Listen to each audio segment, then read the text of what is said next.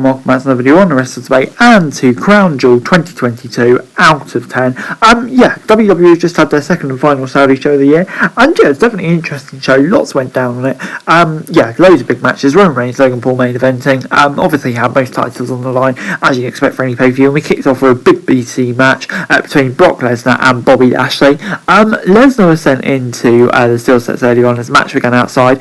Brock was having trouble standing up as Lashley speared him through the barricades. Lashley then got a couple more spears in the ring, but Lesnar came back with a series of Germans. Lashley got the F5 but failed to get the pin. Outside the ring, Lashley sent Brock into the ring post before Lesnar tried for another F5, but his knees came out. Lashley got the spine basher and locked in the hurt lock before Lesnar used the ropes in the corner to try and reverse the hold. Brock fell on top of Lashley and managed to get the pin.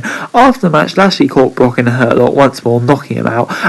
This gets an 8 out of 10 for me. I actually really liked it. I thought it was a perfect match. Brock needs to get the win here, but Lashley looked like a beast and left the door open for another match. I actually really liked it. Fun way to kick off the show. I can understand why some people maybe weren't quite as in favour, but for me, I thought it was a really, really good start to the show. Before it was time for Alexa Bliss and Asuka versus Damage Control. Bliss and Asuka in a backstage interview before the match, and Bray Wyatt's logo flashed on the screen, catching Bliss off guard. Wink, wink, nudge, nudge. Alexa and Kai started things off in the ring and showed some roll-ups early before Bliss stomped on Dakota near the apron. Io Sky and Asuka were tagged in before the new champ sent the challengers outside the ring and hit them with baseball size. Asuka was on the ropes and Sky kicked her out before Kai took her out. Asuka seemed to have hurt her knee and the challengers isolated her, working on the injured limb. Asuka then took a dragon screw before making a tag to Bliss, who came in and took control of a tornado DDT. Bliss was about to get the twisted Bliss on Kai, but Nikki Cross came in and took her out with a stunner. While the referee was busy with Asuka and Sky, Kai came in with the cover and picked up the win off the distraction. I know it's a distraction and stuff like that. Nikki Cross, off the Lost and Raw, I don't really know where that's going, but hot potatoes in the titles that have been damaged so much already. I just don't think it's a good idea, to be honest. So this has to get a 5 out of 10 from me. It was then time for the steel cage match between Drew McIntyre and Karrion Kross. McIntyre took control early and hit a big clothesline and suplex before sending Kross into the wall. Kross then was tossed from the rope before he came back with a running knee. McIntyre came back with the future shot, but Scarlett distracted him before he could hit the Claymore. Kross tried for the cross jack and got out the cross hammer before trying to climb out. Drew went after him and hit a suplex from the cage wall, wiping each other out. Drew then tried to walk out the cage, but Scarlett sprayed him in the face with a mace. Kross then tried to crawl out, but Drew caught him with his ankle lock. McIntyre got the Glasgow kiss and tried to walk out, but Scarlett locked the cage and took the key. Drew climbed his way to the top, but Kross tried to walk out, but Scarlett, having locked the door, slowed Kross down enough so that Drew could reach the floor and safely before Kross could crawl out. Potentially teasing future tensions there, but on the whole, gets a 6 out of 10 from me. I don't know, it's just something nothing booking. Booking for Kross at the moment, it just isn't quite catching me at the moment, I have to say. McIntyre gets the win, fair enough. Decent match, I'm just not too sure on the booking of these two individuals. I thought maybe Kross would win here and McIntyre will be on a break and maybe back for the Rumble or something like that, but clearly not. The Judgment Day then took on the OC. Carl Anderson and Finn Balor both kicked off the match, and Priest and Gallows were tagged in early with the OC in control. Dominic came in and was isolated right away before he fled. Priest came back in and set Anderson for a triple team move in the corner. Gallows came back in and was pushing Dominic in the ring before Priest came in and blocked the Magic Killer. AJ was in the ring next and took out Balor and Priest before Balor dodged the Styles Clash. The OC got tandem suplexes, but before AJ could capitalise, Rhea dropped Styles on the apron. Back in the ring, Balor got the finisher and picked up the win with a distraction. And Jack gets 7 out of 10 from me. I love the Judgment Day and everything they're doing with Rhea Ripley. This is really good. Would like seeing their OC win their first match back, but just because of Judgment Day being a bit so strong at the moment, I definitely didn't mind this. Really, really good stuff. 7 out of 10 from me. Before it was time for another bit, so there was monsters and giants slapping each other. Braun Strowman and Omos. The two taunted as Omos got control early and kicked Braun out the ring. Strowman came back and got some strikes, but took a big power slam. Omos was manhandling Braun in the ring, but latter managed to send him outside into the announcer's desk. Omos then flattened Strowman off of the area, but back in the ring, Braun somehow got the running power slam and picked up the victory. And Jack gets 7 out of 10 from me.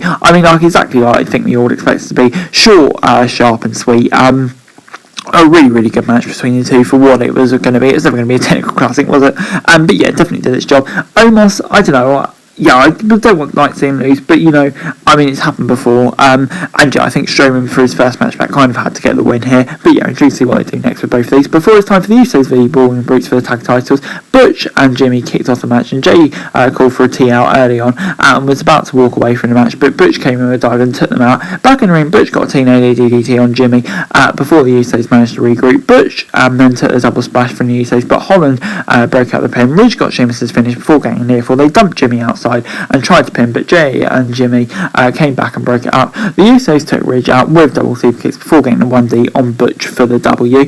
And Jay gets a 6 out of 10 from me overall. I don't know, it's a solid enough match.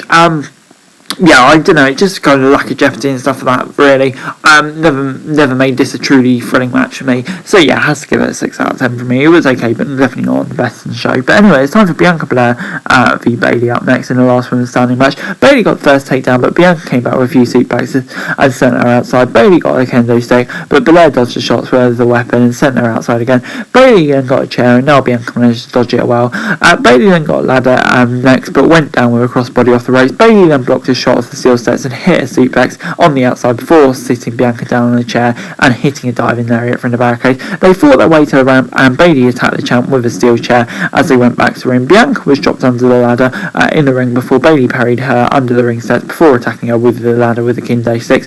Bianca managed to beat the count and lifted the steel steps and nearly slammed them on Bayley. Bayley took a spine buster on the bottom half of the steps before she tried to escape. Bianca chased her down with a kendo stick and took a Bayley to belly on the ramp. Bayley then trapped the champ in an equipment case, but the count was broken again. Bayley dodged a KOD and locked in the crossface. She then brought a golf car to the stage, but Belair kicked her out of it. The two ended up on top of the vehicle, and Bianca drove it down to the ring with Bayley on top and tried to put her through a table. Bayley was then put through the table, and Bianca stacked chairs in the ring. Bayley dodged a dive, and the champ fell on the chairs. Bianca then hit a KOD on the chair before trapping her in the middle of a ladder and underneath the bottom rope for the 10 count. And yeah, this gets a 7 out of 10 for me. A really brilliant match between these two, showing exactly what they can do. Bianca, the definitive winner of the feud. Don't like to see Bayley lose again. I said that a lot throughout the show, but it is true. But yeah, Bianca, really definitive win, and yeah, I think it takes her reign to new strengths, to be honest. So yeah, 7 out of 10, good stuff. Graywire was out next, and he said that he came from a wrestling family and is always expected to be the best. The crowd chanted he was before Wyatt said it came at a cost. Wyatt said he was alone and that people only care about what he represented. He said he wanted to rewrite the ending of his story before Howley showed up once more. He shared that Wyatt would eventually go too far and everyone would see him for real. Howley told Wyatt not to take the mask off next time before the segment cut out abruptly. And yeah, more teasing for this segment. I think this is kind of more just get Wyatt on the pay-per-view more than anything else. But yeah, for me it definitely worked. Wyatt, more interesting words. This Uncle Howdy stuff is definitely getting really interesting now. And yeah, for me, the intrigue is only growing. So yeah, this was really good stuff, and definitely can't wait to see where it goes in the future. But anyway, then it was time for main event time, and yeah, something different. Roman Reigns versus Logan Paul. The two were shoving each other around as the match started, and Logan dodged a suplex and got a takedown, traded throw before Roman dodged the right cut and fled inside the ring. Back inside, Reigns was in control and got some strikes in before Logan dodged a drop and got a sting blow.